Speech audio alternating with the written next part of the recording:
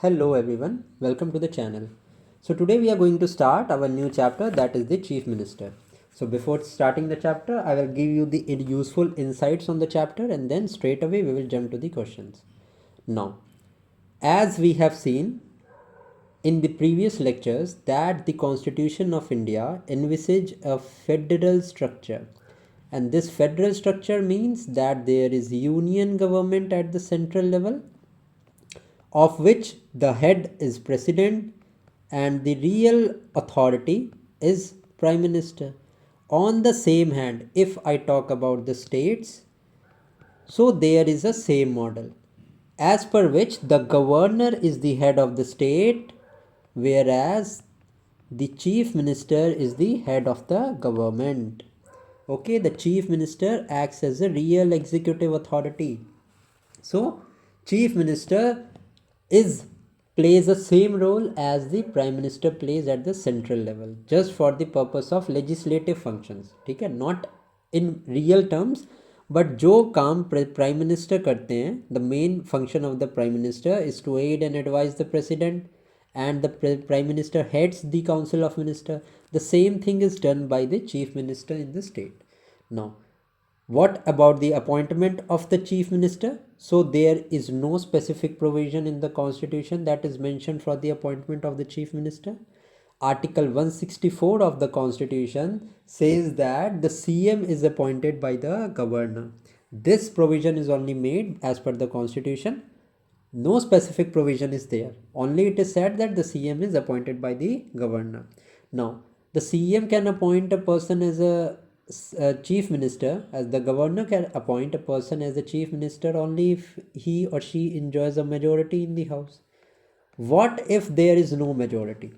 So in case no party has majority in the assembly, the governor may exercise his personal discretion to appointment of the chief ministers. Okay, this is a basic performer of this. Okay, now oath, the CM takes the oath of the office to follow the constitution, to to bear the full allegiance to the constitution of India, to uphold the sovereignty and unity and integrity of India, and to faithfully and with faithful and conscience discharge the duties of his office. ठीक है? Now, see, the chapter is not really important. You just need to know the federal structure and some of the functions and powers of the chief minister. That is why I am doing it in a quicker way. जो भी चीज़ें बचेंगी that we will cover in the MCQs only. I will give you the explanation part. Okay. So what are the powers and functions of the chief minister? So let us first study the powers and function with respect or in relation to the council of ministers. Now, it is the governor who appoints the council of ministers, but with the advice of the chief minister. The ministers are recommended by the chief minister to the governor, and it is the governor who appoints them. Next is the chief minister can shuffle the portfolios among the ministers. Then the chief minister can ask a minister to resign. He can ask a minister to resign. He presides over the meetings of the council of the minister. So these are some of the functions that are done with respect to the council of minister. Now, what is the relation of the chief minister in relation to the governor? सबसे पहले he is the principal channel of the communication. He is the principal channel of the communication between the governor and the council of minister. ठीक है, any of the information that is required by the governor, the CM may present it. ठीक है, then again an important function is that the chief minister advises the governor for the appointment of important officials like advocate general of the state, chairman and members of the state public service commission, then state election commissioner. ठीक है, इसमें भी the CM plays an important role. What are the other function and powers of the chief minister? First of all, the chief minister acts as the chairman of the state planning board. The second one is he is a member of interstate council that is headed by the prime minister. he is the member of the National Development Council, he is the chief spokesperson of the government. So these are some of the functions and powers of the chief minister. Now, what about the relationship with governor? So, three important articles are needed to be studied here. The first one is Article 163, the second one is 164 and 167. So, what does Article 163 speaks? So it envisages that there is a council of minister with chief minister as a head to aid and advise the governor. ठीक है. Then what does Article 164 says? That the CM shall be appointed by the governor and the other ministers are appointed by the governor on the advice of the chief minister.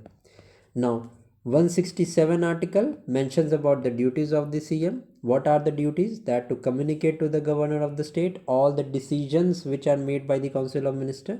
Second one is to furnish such information that the governor may acquire. Third is, if the governor so requires, he can submit for the consideration of the council of minister any matter on which the decision has not been considered by the council. Okay, so these are some of the functions. Now let's straight away move to the questions and it will be easy to comprehend. अभी explanation का part आपने देख लिया. Now it will be easy for you to solve these questions. Now consider the following statement with regard to the chief minister of a state. Let's see. First question is, he is appointed by the governor of state. Absolutely true. It is mentioned under Article 164. Second is, he and his council of minister are collectively responsible to the governor. You just tell me a thing that when I explained you about the state legislature, I already told you. Also, the same thing applies to the parliament also. So in both places, may it be Lok Sabha, may it be the legislative assembly of the state, there is a council of minister who is directly responsible to the Lok Sabha in the case of parliament and legislative assembly in case of the state legislature. So the council of minister are collectively responsible to the state legislative assembly and not the governor. This you need to know. ठीक है. The second statement is absolutely incorrect. So let's see the third statement. He must communicate to the governor all the decisions of the council of minister relating to the administration of the state and proposal for legislature. Yes, we have seen the relation of the CM with the governor. Article 167 envisages. Next is, if the governor of the state so requires, the chief minister shall submit for the consideration of the council of minister any matter on which a decision has been taken by minister but which has not been considered by the council of minister. This is also a clause under Article 167. So 1, 3 and 4 statement are correct here. Second is not correct. Now the second question is, consider the following powers and functions with regard to the chief minister of a state. Appointing minister and allocating portfolios to them. Allocating portfolios though seems to be correct, but does this chief minister appoints the minister? No. I already told you previously that the governor appoints the chief minister on the advice of the chief minister. The governor appoints the council of ministers and the ministers on the advice of the CM. It is not the CM that appoints the minister. So first statement is absolutely incorrect. Straight away we can eliminate and come to our answer, that is 2, 3 and 4 are correct. But let us see the other options as well. The presides over the meeting of the cabinet. Yes, as the chief minister is the head of the government, so he presides the meeting of the cabinets. Next, dissolving conflicts between the minister. Yes, the role he plays, that is as an head of the government, justifies this. And communicating with the governor. Yes, this is also absolutely correct, as the chief minister acts as a link between the council of minister and the governor. Okay, so 2, 3, 4 statement are absolutely correct here. Let's now move to the next question. Which of the following are included in Article 167 of the Indian Constitution? I already told you there are 3 types of duties under Article 167. Let us see the question and let us eliminate. To communicate to the governor of the states all decisions of the Council of Ministers relating to the administration of the affairs of the state and proposal for legislation. Absolutely correct statement. To take prior governor's sanction for the budget before submitting it into the state legislative assembly. आप मुझे बताओ, is this a function? Not at all. 167 में there is an explanation of relation of the chief minister with the governor. ठीक है, it has nothing to do with the budget, as the budget is not directly related to the governor and CMK duties. Okay, second one we can straight away eliminate here. Now 1-3, let us see the third option. To furnish the information called for by the governor regarding the administration of the affairs of state. Absolutely correct. And then is the next option, that is if the governor so requires. Yes, this is also correct. We have seen 1, 3, 4 is correct. I hope you have answered these questions correctly. Now let us move to the next question, that is question number 4. Which one of the following is constitutionally obligatory on the part of the chief minister? As the governor is the head of the state, the chief minister has to take all major decisions regarding the administration only after the prior approval of the governor. So is this a constitutional obligation? No, not at all. We have not studied any of the powers, does not mention this. Next is the chief minister has to communicate to the governor all decisions regarding the cabinet relating to the administration and proposal for legislation. Yes, the statement is true. This is mentioned under Article 167. So this is a constitutional obligation. Why? Because it's mentioned in Article 167. So B is the correct option here. Now let's see the next question. Which one of the following is correct in the terms of Constitution of India? The chief minister decides the allocation of portfolios among the ministers. Next is when the chief minister resigns, the council of ministers gets dissolved. All the principal policy announcement of the government are made by the chief minister. Next one is, it is the duty of the chief minister to communicate to all the governor decisions of the council of ministers relating to the administration of the affairs of the state. Absolutely correct.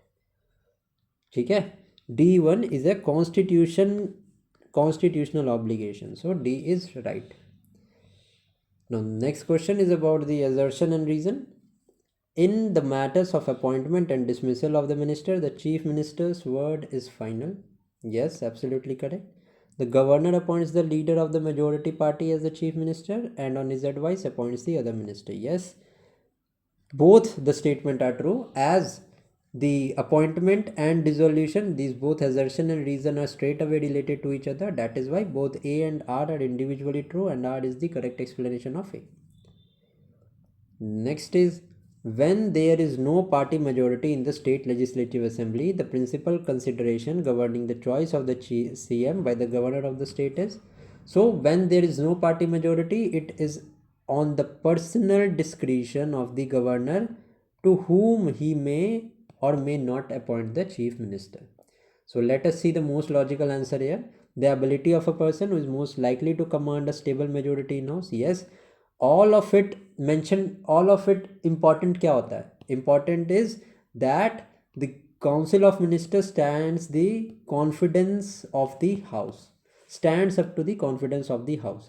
When the council of ministers fails to do so, then the council of ministers needs to resign. So all that matters is the majority in the house, because the council of ministers is responsible to the state legislative assembly. ठीक है, largest party makes no sense, combination of several parties, no, not make sense. A only here makes proper sense, that is why A is right. Let us now move to the next question, question number 8. The Constitution of India lays down the proposal for legislation are to be communicated to the governor by, we have seen as per Article 167, the chief minister acts as a link between the governor and the council of ministers. So who lays down the proposal and it is communicated by whom? So communicated by the chief minister to the governor. A is the right answer. Now the next question is, the chief minister of a state is the head of the council of ministers of that state. Absolutely correct. The chief minister is responsible to the state legislative assembly and enjoys the support of majority of the house. Yes, The reason is related to assertion and assertion follows the reason. That is why R is the correct explanation of A. Next is, consider the following statement. The chief minister as the head of the council of ministers. We have to mention the correct statement. He has a free hand in the distribution of portfolios. Absolutely he has. He can reshuffle the minister and ask any minister to resign. Yes. He is bound by the advice of minister. No, not at all. He is not bound. The governor is bound by the advice of minister. The chief minister is the head and the council of ministers follows their head. ठीक है? Governor is bound by the advice of council of minister, not the chief minister. So third statement is wrong. Next है हमारा, advises the minister in day-to-day administration of department. No, this is not true. Ministers have autonomy to perform functions of their own department. He does not interfere into day-to-day administration of the department. क्योंकि अगर if the chief minister interferes into the day-to-day matter, then why there is a need to appoint the ministers? There is no need, no? That is why fourth statement is also illogical. Third one is also wrong. First and second statement is true. Next is statement 1 and statement 2. The chief minister of a state can exercise control over the branches of government through a quota of the advisors. Is this statement true? The statement is absolutely false. The chief minister cannot control the other branches of the government. As the government की branch कौन सी होती है? Executive होती है, legislature होती है, and then there is judiciary. But we have seen, as per Article 50 of the Constitution, that the judiciary or the executive is separated from judiciary. It is separate from judiciary. So how can the chief minister exercise control over the other branches? He does not. He only have control over the legislative process, and all the executive actions are taken on the name of the governor. Okay? So first statement is false. The chief minister and his cabinet function on the basis of collective responsibility. Yes, the statement second is true. So D का हमारा first is right. The statement 1 is false, but statement 2 is true. I hope कि you are understanding. You understood this chapter. Concepts आपको समझ आ गए हैं. If you like this video, just like the video and comment section में बताना कि कैसा लगा आपको ये वीडियो. ठीक है? Now let's see the next question. Consider the following statement with respect to the duties of the chief minister of a state according to the Constitution of India. To make rules for the more convenient transaction of business of the state government and for allocation of ministers of the said business. Yes, the allocation of minister, this part of the statement is absolutely true. It is the responsibility of chief minister. But to make rules for the more convenient transaction of business is a power and duty of the governor and not the chief minister. So first statement is wrong. Next is, if the governor of a state so requires to submit for consideration of the council of minister any matter on which the decision has been taken by minister but which has not been considered by the council. Statement second is absolutely correct. So B will be the correct answer. Now let's see I think this is the last question. In which of the following bodies does the chief minister of states hold a membership? So National Integration Council, yes, the CM is the member. National Development Council, yes, it was established in the year 1952, headed by the Prime Minister. Interstate Council, yes, the Chief Minister is a member of Interstate Council. ठीक है? It was established by the State Reorganization Act of 1956 on the recommendation of Sarkaria Committee. Okay. And the Zonal Council, which is headed by the Home Minister, the Chief Minister is also a member of the Zonal Council. Okay, na? So the fourth statement is also true. All the statements given here are true. So C will be the right answer. So with this, we have completed the chapter of Chief Minister. Thank you for watching.